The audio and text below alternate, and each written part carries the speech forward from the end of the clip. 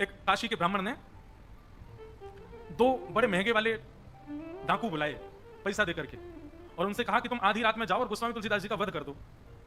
दोनों डाकू बोले ठीक है हम कर देंगे। पैसा ले लिया खूब सारा। जैसे ही गोस्वामी तुलसीदास जी की कुटिया के पास गए, क्या देखा? एक श्याम वर्ण और एक गौर वर्ण के दो राजकुमार, छोटे छोटे से राजकुमार, छोटे छोटे धनुष, छोटे छोटे बाण अपने कंधे पर टांगे और आधी रात में गोस्वामी जी का कुटिया की पहरा दे रहे थे। छोटे छोटे राजकुमार। डाकुओं ने दूर से देखा, दूर से देख करके लौट के चले गए। तो जिसने पैसा दिया था उसको पैसा वापस कर दिया। बोले क्षमा करो हम नहीं मार सकते गोस्वामी जी को। बोले क्यों नहीं मार सकते? बोले दो छोटे छोटे राजकुमार उनकी पहरेदारी कर रहे थे। तो जिसने पैसा दिया उसने कहा मैंने तुमको इसलिए बुलाया था इतने महंगे वाले डाकू कि भाई अगर कोई रक्षा कर भी आओगे तो तुम उसको मार करके उनको मार दो, दो राजकुमारों का वध कर दो, उनको रास्ते से हटाओ। और तुम उनको देख के भाग आए। दोनों डाकू नेत्र बंद करके बैठ गए। बोले कि अरे उनका रूप क्या बताएं तुम्हें? ऐसे कमल जैसे नेत्र, ऐसी सुंदर लंबी नुकीली नाक, ऐसे सुंदर अधर, आहा ग्रीवा देख करके तो मन हो रहा था कि गले से लगा लें। ऐसे सुंदर सुंदर गदमदरा से हाथ, ऐसी सुंदर चाल, घुंघराले केश। अरे भैया उनको देख के डर के वापस नहीं आए हम तो गोस्वामी जी के पास वापस जाएंगे और जाकर के उनकी शरण में जाके कहेंगे कि उन दोनों राजकुमारों से हमें मिलवाओ। इतने प्यारे राजकुमार, हम तो उनके रूप पर मोहित हो गए।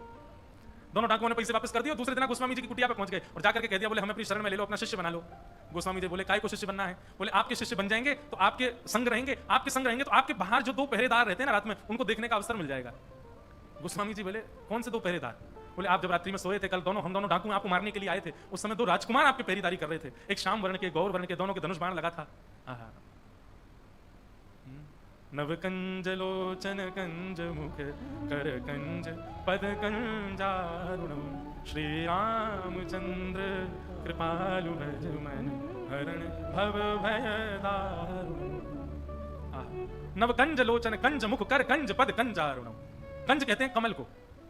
गोस्वामी जी बोले बाहर पहरेदारी कर रहे थे। बोले हाँ कैसा रूप था उनका? तो गोस्वामी जी ने जो लिखा है डाकू वही बता रहे हैं। आहा, मुख की आकृति ऐसी थी जैसे मानो कोई कमल हो। नेत्रों की आकृति ऐसी थी मानो जैसे कोई कमल हो। हाथ कैसे हैं? बोले जैसे मानो कोई कमल हो।